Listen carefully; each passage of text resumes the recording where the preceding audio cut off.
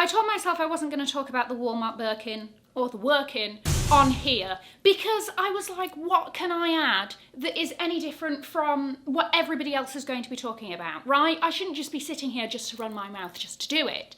However, I have sort of thought that it is a great example to talk about a wider conversation about luxury dupes, its effects on luxury fashion, why people buy them, all of that business. I think that it's fascinating. I think that we've seen more luxury dupes in the last few years than ever before, and there's a few reasons for that. So that's what I thought we would sit down and discuss in this video. Guys, if you're new here, my name is Cassie and I'm a self-diagnosed luxury addict. I put out videos on Mondays, Wednesdays and Fridays. So if you like luxury fashion, then you're probably gonna love it here. So head down there, subscribe, turn on the bell, become a member of our luxury addicted family. When are we going to rehab?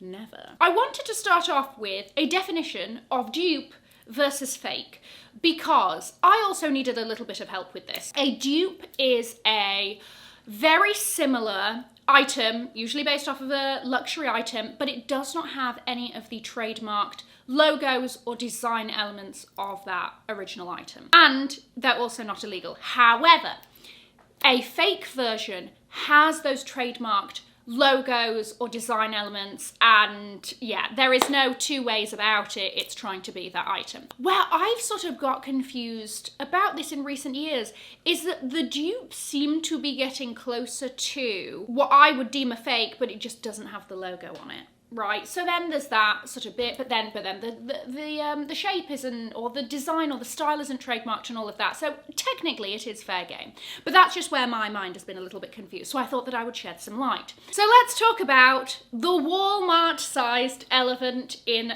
the room. Over the last few weeks, sort of tail end of Christmas into 2025, the internet has been ablaze with chatter of the Workin, the Walmart Birkin, or as some people are saying, the Hermès Birkin, the Walmart Birkin, right? Although this, yes, is a dupe because I don't believe it has the foil Hermès stamped logo. And yes, it also does come with a crossbody strap that the original version doesn't have. Famously, it's just a top handle. If you want a crossbody, then you go for the Kelly style, right? It is undeniably looking like a Birkin. Like, you cannot go...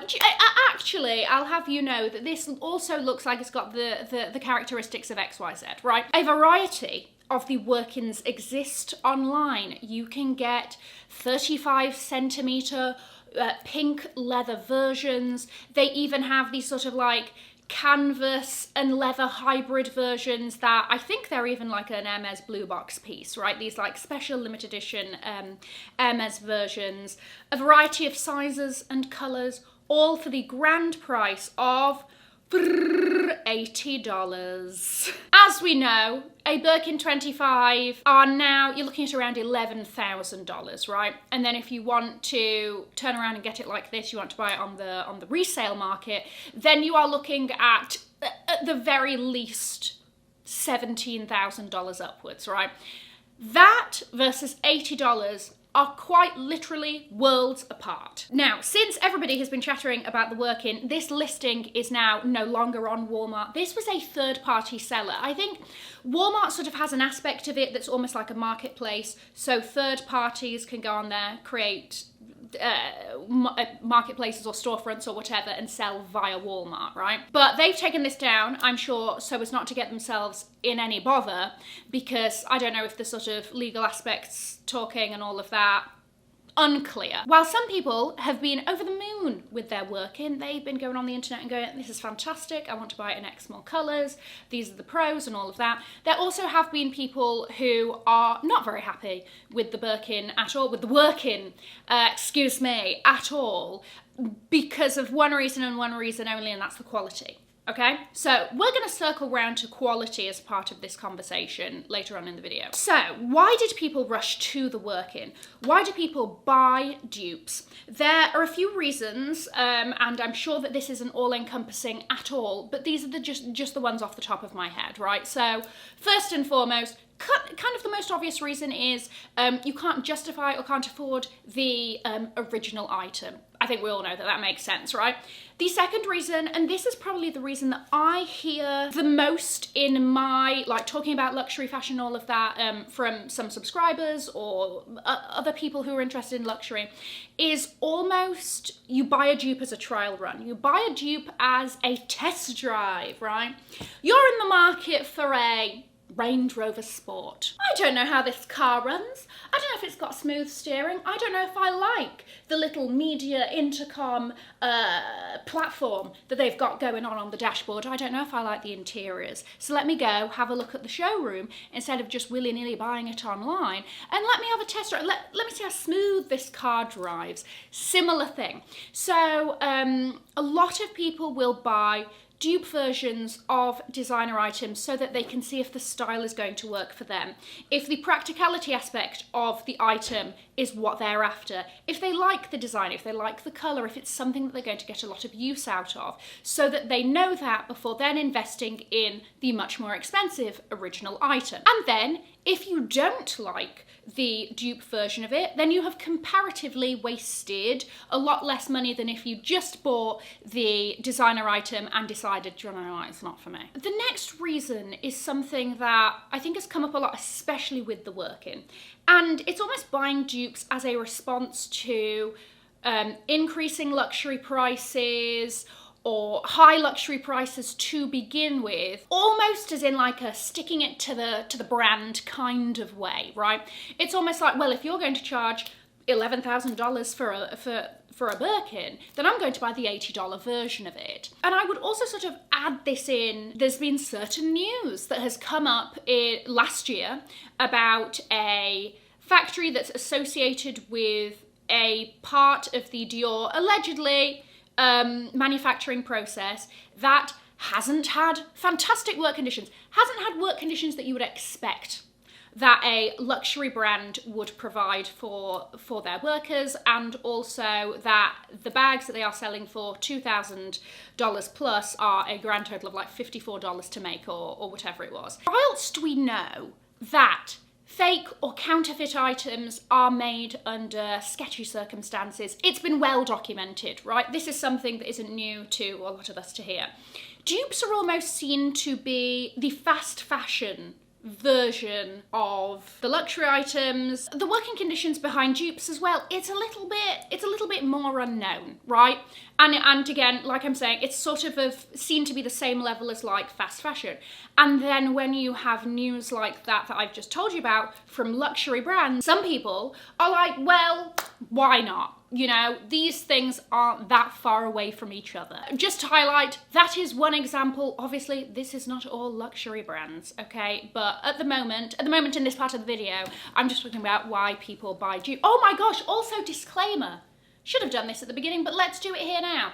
I am in no way telling you how to spend your money. I am also in no way judging you for how you spend your money is nobody's business but your own. Fair enough, with big brands, with big household names, there is going to be a level of transparency and scrutiny throughout the manufacturing or production process, right? Fair enough, we've got this example, but at least we sort of know about it. Whereas sometimes with industries that are smaller, a little bit more shady, you're never really going to know, and all of that business, right? So again, I'm not saying it's great, I'm just saying that it's good that we at least know about it, okay? And again, it's not all luxury brands. Anyway, you know what I mean, let's carry on. The other reason why people buy dupes is that they are so easy to get. You can be going on Amazon, you can go, do you want to know what? I need a new toothpaste. I need some fuzzy socks to sleep in. I need my moisturiser, and while we're at it, let's throw in that Row Margot dupe, right? And it'll all turn up in 24 hours because I've got Prime.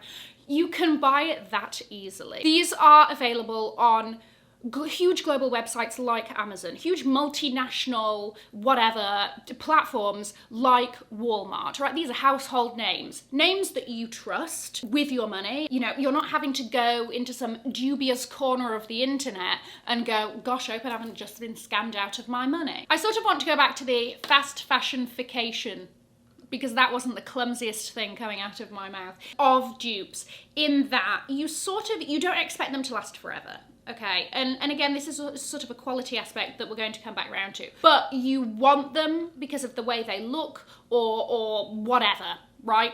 But you don't have that same expectation of them being particularly long-lasting. And I mean, there's dupes of everything now. It's not just designer bags, it's perfume. There are whole sort of legitimate brands that are based off of creating dupes of expensive perfumes. Let's be honest, the most popular one is going to be any dupe of Baccarat Rouge 540, right? And that's got people foaming at the mouth.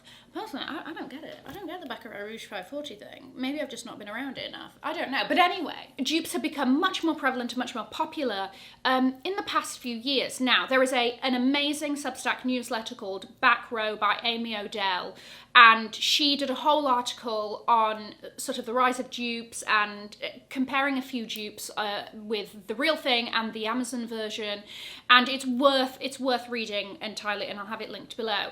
But she made an excellent point about how, especially with the trend being quiet luxury and more minimal shapes and designs, those are easy to replicate. I think that's even why we've been seeing these even more in recent years, because the things to replicate aren't that difficult to do so. Fair enough, the quality of the materials aren't the same, but you're getting the style. Let's take, for example, the It bag of 2024, the Row Margot bag. I've touched, you know, the real versions and everything, and yes, it's supple and beautiful, and the Olsons, good luck to them. You know, I think they're doing a fantastic job, right? Even though I'm not the target market. But that bag, there are a plethora of versions available on Amazon. So I think that really what it comes down to, when you look at all of these things, as to why people buy dupes, why dupe culture is so big and why there's so much of it, is that it comes down to one word, and that is value.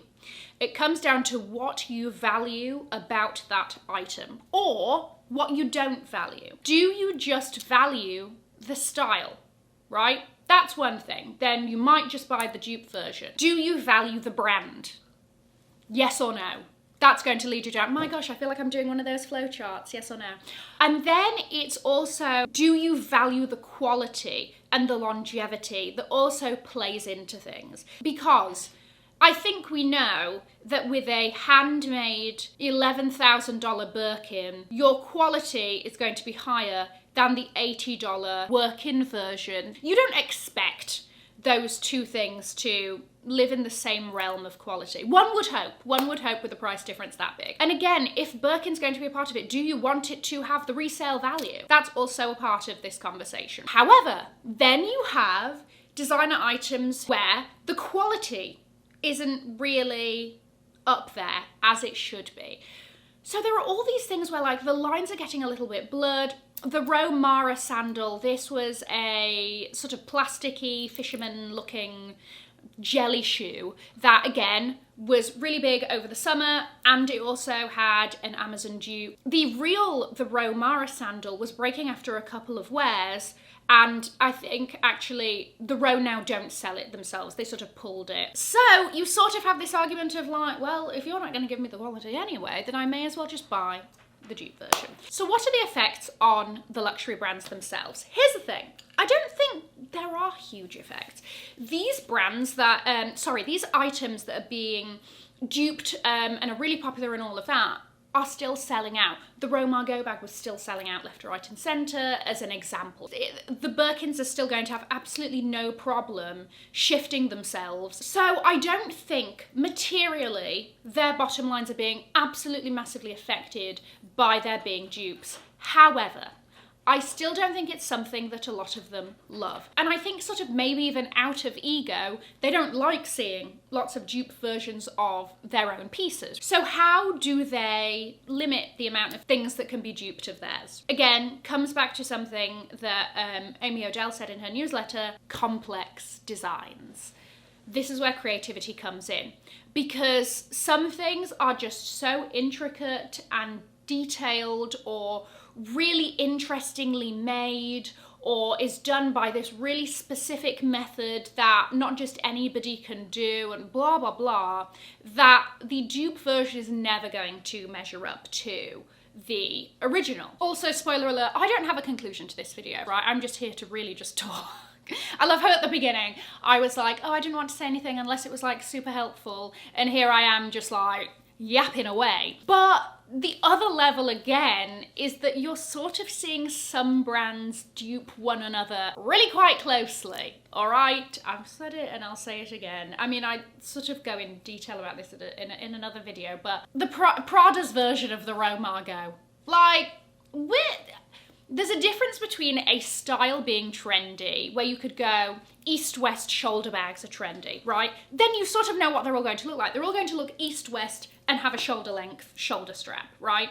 So you're not surprised if a load of them look like that way. There's a difference between a trend and being like, this is a very specific bag style, and even the sort of toggles on the side, but then is it an overly complex bag style that actually anybody could have thought that up?